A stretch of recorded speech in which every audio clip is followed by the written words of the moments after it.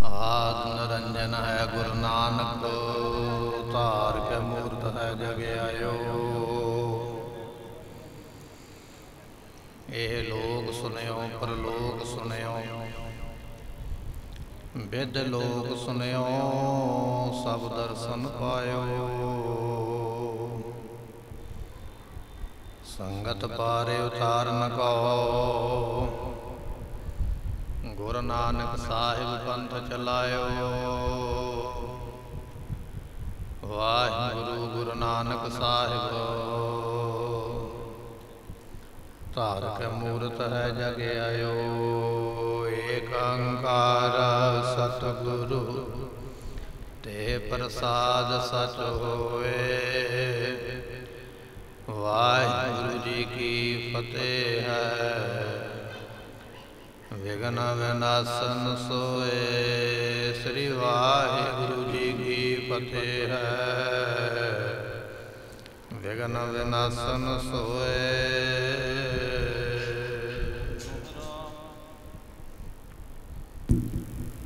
दोहरा साहु स्नान प्रभात कर, पौषस पहर नवीन। भिखन चलियो चितवंत चित, दर्शन गुरु परवीन। वाहिगुरु जी का खालसा, वाहिगुरु जी की फतेह। सतगुरां दी साजी नवाजी गुरु की संगत ते आप संगतां ने गुरु दरबार अंदर बैठ के आरती आरता गुरबाणी दे कीर्तन शब्द सरवण कीते ने। इस वेले गुर इतिहास की कथा विचार आपां सरवण करन जा रहे हाँ। पिछले कुछ दिनों तो सो ये जो इतिहास की कथा है आपां सरवण नहीं कर पाए।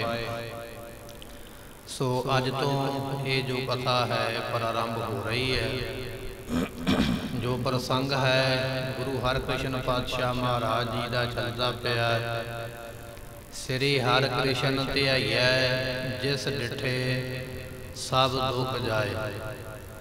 गुरु हरकृष्ण पातशाह महाराज जी दिल्ली पहुँचे हुए ने ते सतगुरां ने दिल्ली दीयां संगतां नूं तारदियां होया कई कौतक करके महाराज जी ज्योति जोत समा गए। सतगुरां दा पवित्र शरीर जो है वो विराजमान है, सिख संगतां बैठियां हुईयां। इधर बादशाह औरंगजेब नूं पता लगा भी सतगुरु ज्योति जोत समा गए ने। इहदे मन की इच्छा है जां आपां कह लईए भी इहदा एक हठ है, जिद है भी मैं महाराज दे दर्शन करां। जदों सतगुरु जी शरीर करके सन उदों वार-वार इसने सुनेहा भेजिया महाराज दे कोल कि सतगुरु जी मैं तुहाडे दर्शन करने चाहुंदा। गुरु हरकृष्ण पातशाह ने दर्शन नहीं बख्शे। बचन ये कीता सी भी साडे पिता गुरु हरराय साहब ने भी बादशाह औरंगजेब नूं दर्शन नहीं दिते, असीं भी नहीं देवांगे। बादशाह की जिद मकसद पूरा नहीं होया। अज महाराज ज्योति जोत समा गए। हुण बादशाह चाहुंदा है कि मैं सतगुरां दे शरीर हुंदियां दर्शन नहीं कर सकिया। हुण ज्योति जोत समा गए ने, उन्हां दे पवित्र शरीर दे हुण दर्शन कर लवां, हुण मैनूं कौन रोक सकदा है। ऐसी विचार बना के बादशाह औरंगजेब आ रहा है सतगुरां दे शरीर दे दर्शन करने वास्ते। महाराज ज्योति जोत समा चुके ने, शरीर केवल महाराज दा है। सतगुरु की कौतक वरताउणगे ये आपां अज सरवण करांगे। आओ मन बिरतियां टकाइए, बड़ी भावना नाल सरवण करिए। मिल के आखिए सतनाम श्री वाहिगुरु साहिब जी। दोहरा साहु स्नान प्रभात कर, पौषस पहर नवीन। बादशाह औरंगजेब नूं पता लगा भी सतगुरु ज्योति जोत समाए। अमृत वेले दा समा सी। बादशाह औरंगजेब नहाता धोता है, इशनान किया है, नवी पोशाक अपने गल विच पाई है क्योंकि हिंदुस्तान का बादशाह है। कई पोशाकां ने, कई वर्दियां ने उहदे कोल पाउण वास्ते। अज महाराज के दर्शन करने चाहुंदा, नवी पोशाक बनाई है कह के भी अज नवी वर्दी लैके आओ, पहला वाली नहीं पावांगा। नवी पोशाक पा के तैयार होके उस वेले भिखन चलियो चितवंत चित, दर्शों गुरु परवीन। मन विच चाहुंदा है भी मैं ਜਾਮੇ ਸਤਿਗੁਰਾਂ ਦੇ ਦਰਸ਼ਨ ਕਰਾਂ, ਇਸ ਵਾਸਤੇ ਤਿਆਰ ਹੁੰਦਾ ਪਿਆ। ਪਰ ਇਸ ਨੂੰ ਇਹ ਪਤਾ ਨਹੀਂ ਵੀ ਦਰਸ਼ਨ ਹੋਣਗੇ ਜਾਂ ਨਹੀਂ ਹੋਣਗੇ। ਇਹਦੇ ਮਨ ਵਿੱਚ ਇਹ ਹੈ ਵੀ ਮਹਾਰਾਜ ਦੀ ਜੋਤ ਤੇ ਸਰੀਰ ਵਿੱਚੋਂ ਚਲੇ ਗਈ ਹੈ। ਹੁਣ ਮੈਨੂੰ ਕੌਣ ਰੋਕ ਸਕਦਾ, ਕਿਉਂਕਿ ਡਰ ਹੈ ਗੁਰੂ ਹਰਕ੍ਰਿਸ਼ਨ ਪਾਤਸ਼ਾਹ ਜੀਆਂ ਦਾ ਤੇ ਮਹਾਰਾਜ ਜੋਤੀ ਜੋਤ ਸਮਾ ਗਏ। ਉਹਨਾਂ ਦੇ ਸਰੀਰ ਦੇ ਮੈਂ ਧੱਕੇ ਨਾਲ ਹੀ ਦਰਸ਼ਨ ਕਰ ਲੈਣੇ, ਕਿਉਂਕਿ ਹਿੰਦੁਸਤਾਨ ਦਾ ਬਾਦਸ਼ਾਹ ਤਾਕਤ ਕੋਲ ਹੈ, ਫੌਜਾਂ ਕੋਲ ਨੇ। ਇਹ ਚਾਹੁੰਦਾ ਵੀ ਹੁਣ ਮੈਨੂੰ ਰੋਕ ਕੋਈ ਨਹੀਂ ਸਕਦਾ, ਹੁਣ ਤੇ ਮੈਂ ਮਹਾਰਾਜ ਦੇ ਦਰਸ਼ਨ ਕਰ ਹੀ ਲੈਣੇ। ਇਸ ਤਰ੍ਹਾਂ ਕਹਿੰਦੇ ਤਿਆਰ ਹੋ ਕੇ ਆਪਣੇ ਘਰ ਵਿੱਚੋਂ ਚੱਲਦਾ ਹੈ। ਜੀਅਤ ਮੇਲ ਨੈ ਮੂਸੰਗ ਕਰਿਓ। ਮਨ ਵਿੱਚ ਸੋਚਦਾ ਪਿਆ, ਕਿਉਂਕਿ ਕੁਝ ਗੱਲਾਂ ਐਸੀਆਂ ਹੁੰਦੀਆਂ ਨੇ ਜਿਹੜੀਆਂ ਦੂਜੇ ਨੂੰ ਪਤਾ ਨਹੀਂ, ਪਰ ਆਪਣੇ ਆਪ ਨੂੰ ਪਤਾ ਹੁੰਦੀਆਂ। ਹੁਣ ਬਾਦਸ਼ਾਹ ਔਰੰਗਜ਼ੇਬ ਨੂੰ ਇਸ ਗੱਲ ਦਾ ਪਤਾ ਸੀ ਵੀ ਜਿੰਨਾ ਚਿਰ ਮਹਾਰਾਜ ਜਿਉਂਦੇ ਰਹੇ ਨੇ ਵਾਹਿਗੁਰੂ ਜੀ ਸਰੀਰ ਕਰਕੇ, ਮਹਾਰਾਜ ਗੁਪਤਾ ਗੱਦੀ ਤੇ ਬੈਠੇ ਰਹੇ, ਉਹਨਾਂ ਚਿਰ ਮਹਾਰਾਜ ਨੇ ਮੇਰੇ ਨਾਲ ਮੇਲ ਨਹੀਂ ਕੀਤਾ। ਸਤਵੇਂ ਪਾਤਸ਼ਾਹ ਦੇ ਬਚਨ ਸਨ, ਨਹਿ ਮਲੇਸ਼ ਕੋ ਦਰਸ਼ਨ ਦਹਿ ਹੈ। ਇਸ ਮਲੇਸ਼ ਬੁੱਧੀ ਵਾਲੇ ਬਾਦਸ਼ਾਹ ਨੂੰ ਅਸੀਂ ਦਰਸ਼ਨ ਨਹੀਂ ਦੇਵਾਂਗੇ, ਤੇ ਨਹੀਂ ਦਿੱਤੇ ਮਹਾਰਾਜ ਨੇ ਦਰਸ਼ਨ। ਅੱਠਵੇਂ ਪਾਤਸ਼ਾਹ ਨੇ ਵੀ ਇਹ ਬਚਨ ਰੱਖਿਆ ਵੀ ਅਸੀਂ ਇਸ ਨੂੰ ਮਿਲਣਾ ਨਹੀਂ ਹੈ।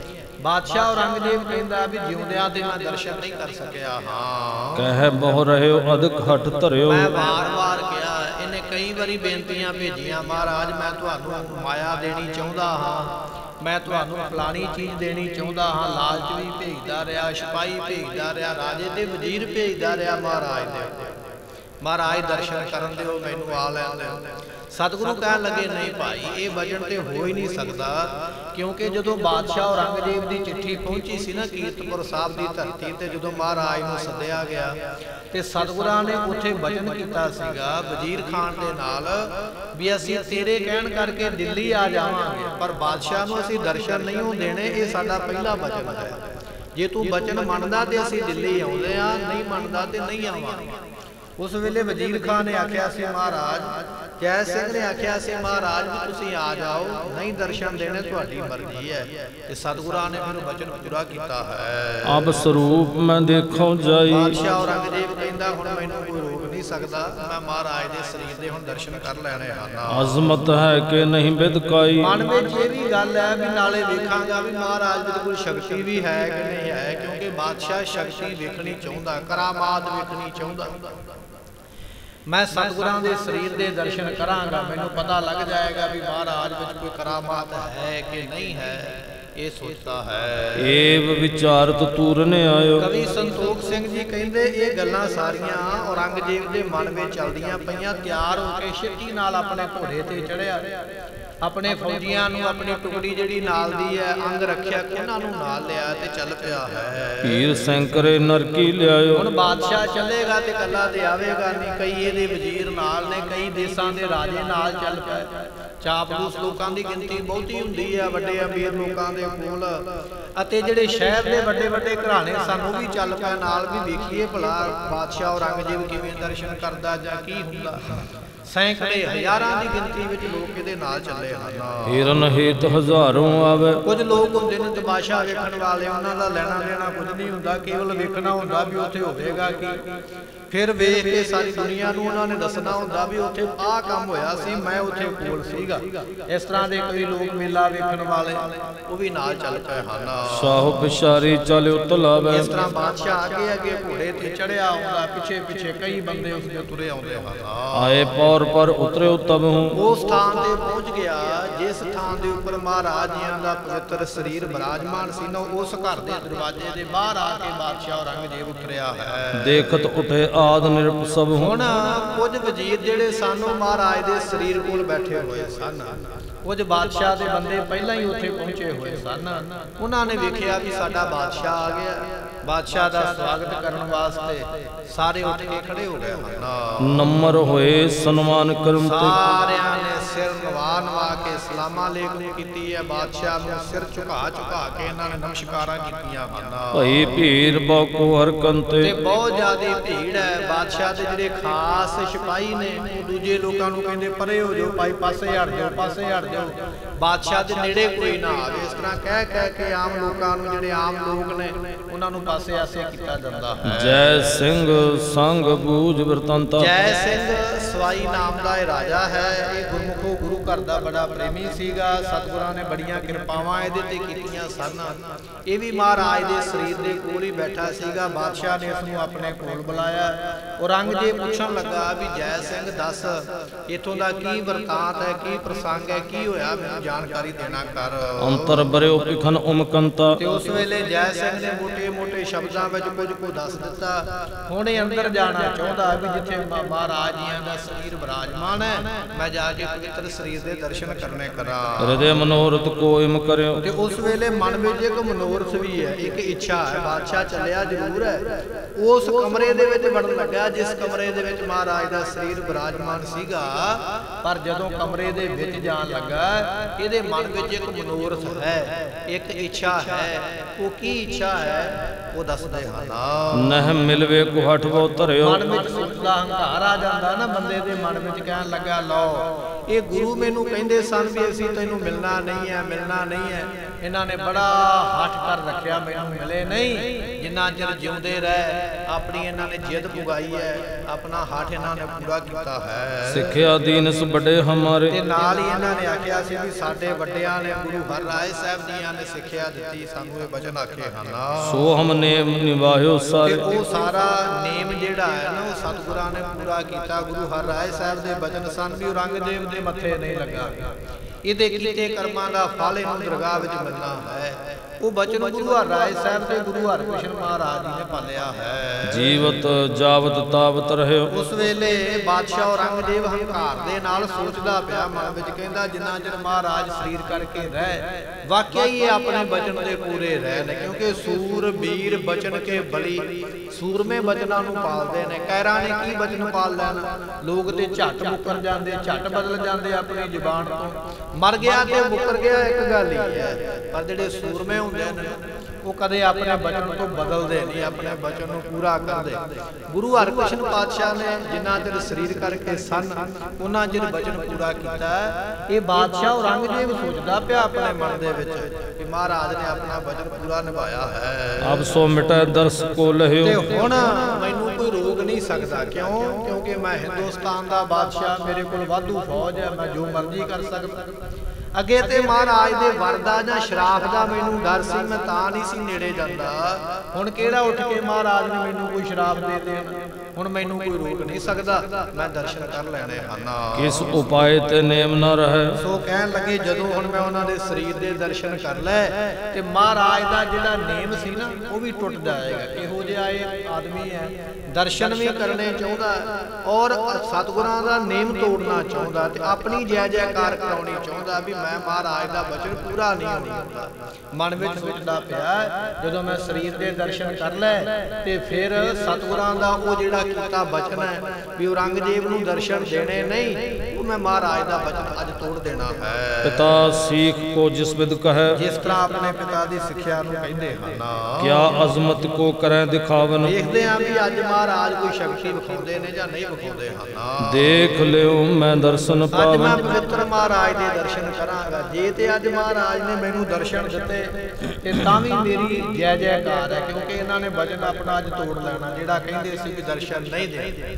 ਜੇ ਮਹਾਰਾਜ ਨੇ ਕੋਈ ਕਰਾਮਾਤ ਵਿਖਾਵੀ ਤਾਂ ਵੀ ਮੈਂ ਮਹਾਰਾਜ ਦੀ ਕਰਾਮਾਤ ਵੇਖ ਲਵਾਂਗਾ।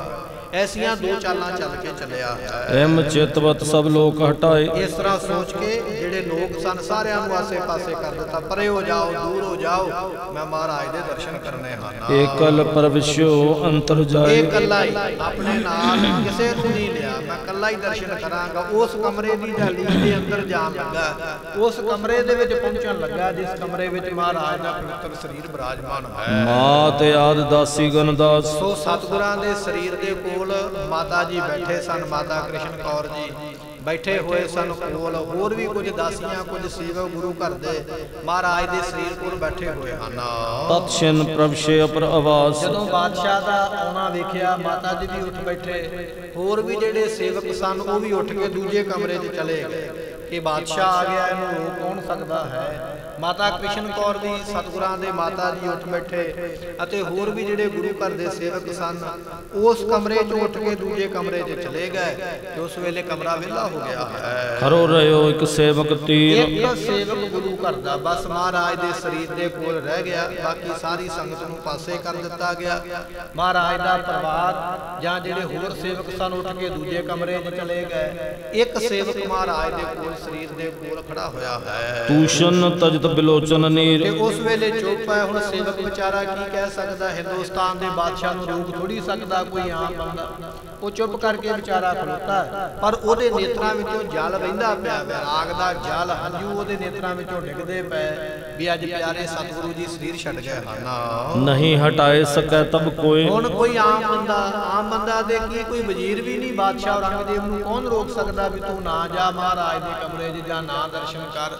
कोई भी आदमी उस वेले दा बादशाह औरंगजेब नूं रोक नहीं सकिया है। तुरकेशर दिल्ली पत जोए, क्योंकि दिल्ली दा बादशाह नहीं है, हिंदुस्तान दा बादशाह। हिंदुस्तान दे विच हुक्म चलदा है, ऐसे वड्डे पावरफुल आदमी नूं कौन रोकेगा भाई, कोई नहीं रोक सकता है। जननी मन में कुछ विचारे, माता जी माता कृष्ण कौर जी कुछ सोचते ने भी की करिए ते की ना करिए, मन विच विचारदे हन। नह समर्थ भई हटकार, माता जी विच भी इन्ना बल जां इन्नी हिम्मत जां उस वेले माता जी भी इन्ना कुछ नहीं कर सकते भी उस नूं रोकिया जावे भी बादशाह औरंगजेब तू ना दर्शन कर जा, तू इत्थे ना आ।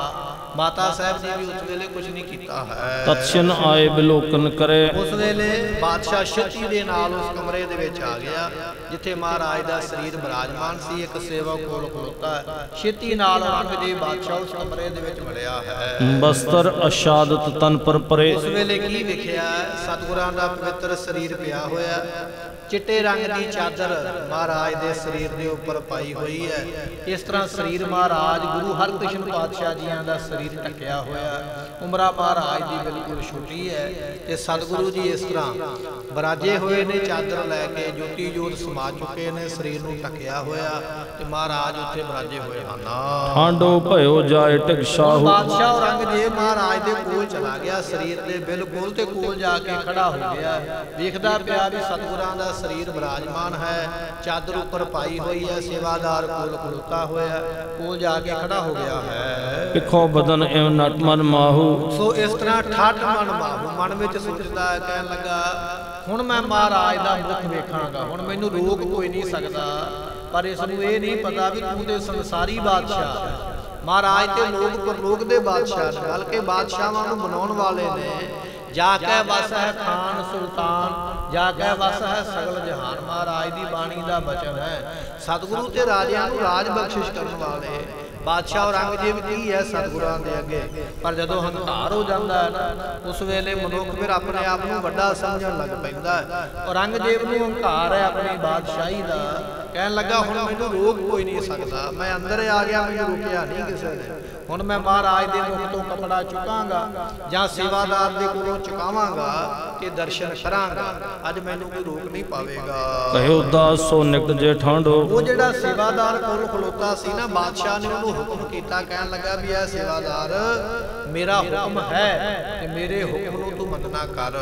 बस्तर तार इनको मुख इन्हां दे मुख दे उपरों कपड़ा उतार, जिहड़ा कपड़ा दिता ना चिट्टे रंग दी चादर शरीर दे उपर, मुख वाले पासियों जिस पासे महाराज जियां दा मुखार बिंद है उस पासियों चादर चुक, चादर चुकेगा ते मुंह नंगा होवेगा ते मैं दर्शन कर लवांगा। हुण बादशाह दा हुक्म टाल देना ये किसी दे वस दी गल नहीं है, वो सेवादार बेचारा वचन टाल नहीं सकता। बादशाह दा हुक्म है, शाही फरमान इसनूं आपां कह सकदे, मान लो भी कानून ही है, बादशाह दा हुक्म उस वेले दा कानून है, जो कह दिता वो करना पवेगा। सो उस वेले बादशाह औरंगजेब ने हुक्म किया सेवादार, कहन लगा महाराज दे मुख तो कपड़ा उतारो, मैं इन्हां दे चेहरे दे दर्शन करने चाहुंदा हां, मुझको दर्शन देह कराई, मैं दर्शन करन वास्ते आया ते मैनूं इन्हां दे दर्शन करवाए जाण, मैं दर्शन करन तो बिना वापस कोई नहीं जाना, दर्शन करन वास्ते आया, इस करके मैनूं दर्शन करवाने करो। आए हो इस कारण उतलाई, बादशाह ने दस भी दिता भी मैं आया इसे वास्ते ही हां, मैनूं नहीं ये होर किसी गल दा मतलब मतलब नहीं है। वो कोई बहाना नहीं ला सकता भी मैं दर्शन नहीं कराने या दर्शन नहीं होंगे। नहीं, मैं होर किसी काम वास्ते नहीं आया, मैं केवल आया दर्शन करने वास्ते। जेड़े काम वास्ते मैं आया वो मैं काम करके जाना है। सुन सेवक अवरंग ढिग होवे उस वेले जेड़ा सेवादार सी बेचारा की करदा, उन्हें सुनिया वचन ते मन विच सोचदा भी हुण मैनूं ये गल मननी पवेगी, मैनूं हुकम मनना पैना। उस वेले सेवादार कोल हो के बस्तर गहियो कर बंधन कह के उसने पहलां ते सतगुरां नूं मत्था टेकिया सेवादार ने बड़े सत्कार दे नाल। फिर मन ही मन अरदास कीती, महाराज जी मेरा वस कोई नहीं है, मेरा जोर कोई नहीं है, मैं कुछ नहीं कर सकता। हिंदुस्तान का बादशाह, इहदे कोल सारियां ताकतां, मैं कां बंदा। मैं वो वचन जिहड़ा सी ना तुहाडा भी दर्शन नहीं देने कराउने, वो मैं वचन मैं नहीं महाराज पूरा करवा सकता, मेरे वास की गल नहीं है। तुसीं किरपा करो भी आप ही जिहड़ी कला वरताउणी है वरताओ। इस तरह सिख ने मन ही मन सतगुरां दे चरनां विच अरदास कीती ते अरदास करन तो मगरों फिर अपना हथ पाया उस कपड़े नूं जिहड़ी चादर महाराज दे शरीर दे उपर दित्ती हुई है, वो चादर उतारन वास्ते मुख वाले पासे कहण लगे अपने हथ विच फड़ी है। जब ऊंचो कर लगे दिखावन, जदों वो चादर नूं हाथ विच फड़ के चुकन लगा ना सेवादार सेवक विखाउण वास्ते ते कहण लगे फिर उस वेले किसते करियो न जाए हटावन। कहण लगे उस वेले किसे दे कोलों हटाया नहीं जांदा, किसे दे कोलों रोकिया नहीं जांदा है। जब नौ रंग ते दृष्ट लगाई, उस वेले कहण लगे भी बादशाह औरंगजेब वेखदा पिया भी सेवादार दे कोलों चादर क्यों नहीं चुकी जा रही है, क्यों नहीं चादर हटा पा रहा। बादशाह ने बड़े ध्यान दे नाल उस पासे देखिया जिस पासे महाराज दा मुख सी ना शरीर दा, उस पासे वल बादशाह औरंगजेब बड़े ध्यान दे नाल वेखण लगा है। धरा दर्ज दीर्घ लख पाई, ते की दिसिया कहण लगे इस दुष्ट औरंगे नूं महाराज दे शरीर दे दर्शन ते नहीं होए, पर दिसिया नूं ये है कहण लगे भी बड़ी वड्डी जिवें कोई दरार पै जांदी है ना धरती दे विच, बड़ी वड्डी त्रेड़ पै जांदी है, मान लो थल्ले पताल ही दिसन लग पवे। बादशाह औरंगजेब नूं इस तरह दिसदा पिया कि महाराज साहब दे शरीर वाली थां ते बड़ी वड्डी एक दरार पै गई है धरती दे विच, बड़ी वड्डी एक दरार पै गई है, धरती मान लो फाटी गई है ते थल्ले मान लो पताल दिसदा पिया होवे। इस तरह बादशाह नूं धरती फटी हुई दिखाई दिंदी है। सतगुर देह नहीं दृष्टावे, इस नूं गुरु पातशाह दे दर्शन नहीं होए, क्योंकि महाराज दे वचन सन भी औरंगे नूं दर्शन नहीं देने। भावें महाराज ज्योति जोत समा गए ने, पर वचन ते महाराज ने अपना पूरा कीता है। एहो जिहे दुष्ट बंदे महाराज दी प्रतिज्ञा कीती हुई वचन कीता होया तोड़ नहीं सकते, नहीं तोड़ सकिया औरंगजेब बादशाह ते सतगुरां दे शरीर दे दर्शन नहीं कर पाया। औरंगा ये बादशाह जिहड़ा है नहीं दर्शन होए ਹਨ।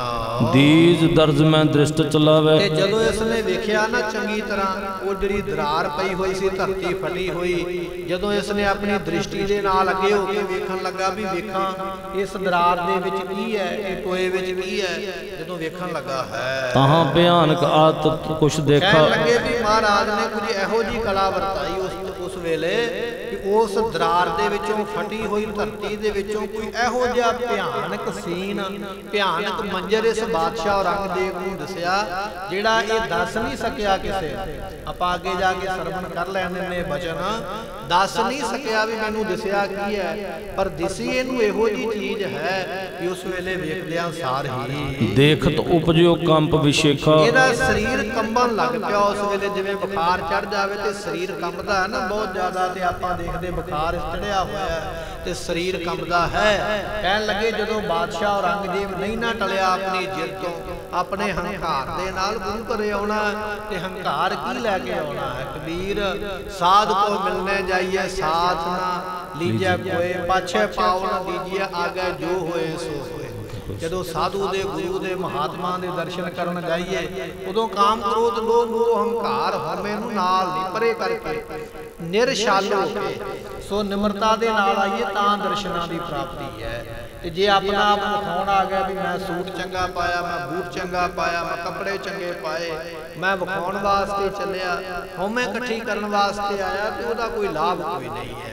हुण बादशाह औरंगजेब हौमे लैके आया भी मैं वड्डा बादशाह, मेरी ते हुक्म नूं कोई मोड़ नहीं सकदा, मैं जो चाहांगा वो करांगा, पर हंकारियां दा वचन इत्थे पूरा कोई नहीं हुंदा। ਜਦੋਂ ਇਸਨੇ ਉਸ ਦਰਾਰ ਦੇ ਵਿੱਚ ਦੇਖਿਆ ਤੇ ਕਹਿਣ ਲੱਗੇ ਹੰਕਾਰੀਆਂ ਨੂੰ ਫਿਰ ਦਰਸ਼ਨ ਵੀ ਨਹੀਂ ਹੁੰਦੇ। ਹੰਕਾਰੀਆਂ ਨਿੰਦਕਾਂ ਪਿੱਠ ਦੇ ਗੁਰੂ ਪਰਮੇਸ਼ਰ ਇਹੋ ਜਿਹੇ ਹੰਕਾਰੀਆਂ ਨੂੰ ਫਿਰ ਦਰਸ਼ਨ ਕੋਈ ਨਹੀਂ ਹੁੰਦੇ।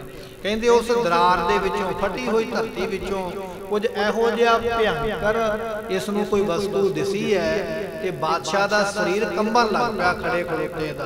ਇੰਨਾ ਡਰ ਗਿਆ ਕਿ ਡਰ ਦੇ ਨਾਲ ਸਰੀਰ ਕੰਬਦਾ ਪਿਆ ਹੈ। ਦੰਤ ਗਏ ਮਿਲ ਕਹਿਓ ਨਾ ਜਾਈ। ਇਹਦੇ ਦੰਦ ਜੁੜ ਗਏ। ਮੰਨ ਲਓ ਵੀ ਜਿਵੇਂ ਕੋਈ ਦੌਰਾ ਪੈ ਜਾਂਦਾ ਨਾ ਤੇ ਦੰਦ ਜੁੜ ਜਾਂਦੇ ਨੇ। ਕਹਿਣ ਲੱਗੇ ਵੀ ਇਸ ਤਰ੍ਹਾਂ ਦੰਦ ਜੁੜ ਗਿਆ, ਹੁਣ ਬੋਲਿਆ ਵੀ ਨਹੀਂ ਜਾਂਦਾ ਵੀ ਮੈਂ ਕੁਝ ਬੋਲ ਕੇ ਦੱਸਾਂ।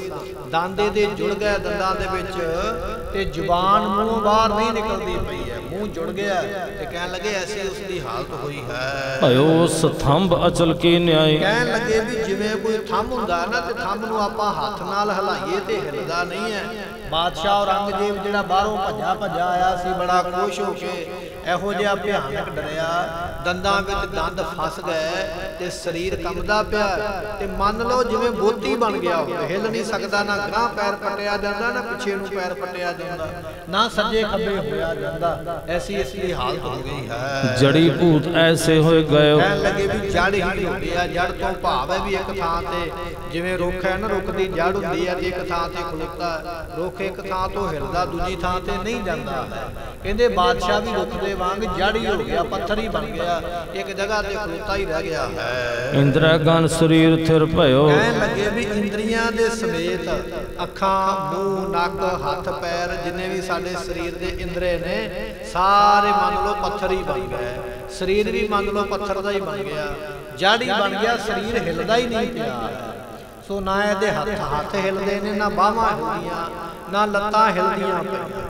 ਮੰਨ ਲਓ ਵੀ ਇਹਦੇ ਸਰੀਰ ਦੀ ਸਾਰੀ ਸੁੱਧ ਬੁੱਧ ਖਤਮ ਹੀ ਹੋ ਗਈ ਹੈ, ਸਾਰਾ ਬਲ ਇਸ ਦਾ ਮੁੱਕ ਗਿਆ ਹੈ। ਐਸੀ ਹਾਲਤ ਬਾਦਸ਼ਾਹ ਔਰੰਗਜ਼ੇਬ ਦੀ ਉਸ ਵੇਲੇ ਹੋਈ ਹੈ। ਆਏ ਘੁਮੇਰੀ ਗਿਰਵੇ ਚਾਹੀ। ਕਹਿਣ ਲੱਗੇ ਵੀ ਖਲੋਤੇ ਖਲੋਤੇ ਨੂੰ ਫਿਰ ਘੁੰਮਣ ਘੇਰੀ ਆਈ ਹੈ, ਜਿਹਨੂੰ ਆਪਾਂ ਕਹਿੰਦੇ ਨਾ ਚੱਕਰ ਆ ਗਿਆ। ਕਈ ਬੰਦੇ ਡਿੱਗ ਪੈਂਦੇ, ਆਪਾਂ ਪੁੱਛਦੇ ਹਾਂ ਕੀ ਹੋਇਆ, ਕਹਿੰਦੇ ਚੱਕਰ ਆ ਗਿਆ, ਪਤਾ ਨਹੀਂ ਲੱਗਾ, ਸਿਰ ਚੱਕਰ ਆ ਗਿਆ।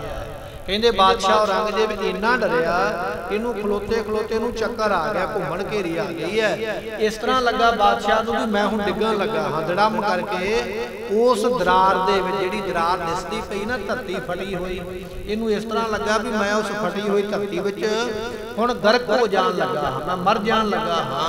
ਇਸ ਤਰ੍ਹਾਂ ਇਸ ਨੂੰ ਦਿਖਾਈ ਦਿੱਤਾ ਹੈ। ਬੇਬਲ ਹੋਤ ਜਾਤ ਸੁਧ ਨਹੀਂ। ਬੇਬਲ ਹੋ ਗਿਆ, ਹੁਣ ਸਰੀਰ ਦਾ ਬਲ ਨਹੀਂ ਰਹਿ ਗਿਆ ਹੈ। ਜਿਹੜਾ ਗੁਰੂ ਪਰਮੇਸ਼ਰ ਨਾਲ ਮੱਥਾ ਲਾਉਂਦਾ ਹੈ ਉਹਦੇ ਸਰੀਰ ਦਾ ਬਲ ਇਸ ਤਰ੍ਹਾਂ ਹੀ ਹੋ ਜਾਂਦਾ ਹੈ। ਬਾਹਰੋਂ ਆਇਆ ਸੀ, ਮੇਰੇ ਕੋਲ ਬੜੀਆਂ ਫੌਜਾਂ ਨੇ, ਮੇਰੇ ਕੋਲ ਬੜੀਆਂ ਤਾਕਤਾਂ ਨੇ, ਪਰ ਪਰਮੇਸ਼ਰ ਦੇ ਅੱਗੇ ਤਾਕਤ ਕੋਈ ਨਹੀਂ ਚੱਲਦੀ ਹੈ। ਮਹਾਰਾਜ ਕਹਿਣ ਲੱਗੇ ਸ਼ੂਕਤ ਨਾਹੀ ਕੂਟ ਲਖ ਬਾਹੀ, ਨਾਮ ਜਪਤ ਤਹ ਪਾਰ ਕਰਾਈ। ਸੋ ਇੱਥੇ ਭਾਵੇਂ ਨਾਮ ਦੀ ਮਹਿਮਾ ਹੈ, ਪਰ ਇਹ ਵੀ ਗੱਲ ਨਾਲ ਹੈ ਵੀ ਬੰਦੇ ਕੋਲ ਭਾਵੇਂ ਲੱਖਾਂ ਬਾਹਾਂ ਦਾ ਬਲ ਕਿਉਂ ਨਾ ਹੋਵੇ, ਲੱਖਾਂ ਸਿਪਾਹੀ ਭਾਵੇਂ ਅੱਗੇ ਪਿੱਛੇ ਕਿਉਂ ਨਾ ਖਲੋਤੇ ਹੋਣ, ਗੁਰੂ ਪਰਮੇਸ਼ਰ ਦੇ ਹੁਕਮ ਦੇ ਅੱਗੇ ਕੁਝ ਨਹੀਂ ਚੱਲਦਾ, ਸਭ ਕੁਝ ਧਰਿਆ ਧਰਾਇਆ ਰਹਿ ਜਾਂਦਾ ਹੈ। ਸੋ ਐਸੀ ਹਾਲਤ ਔਰੰਗਜ਼ੇਬ ਦੀ ਹੋਈ ਹੈ।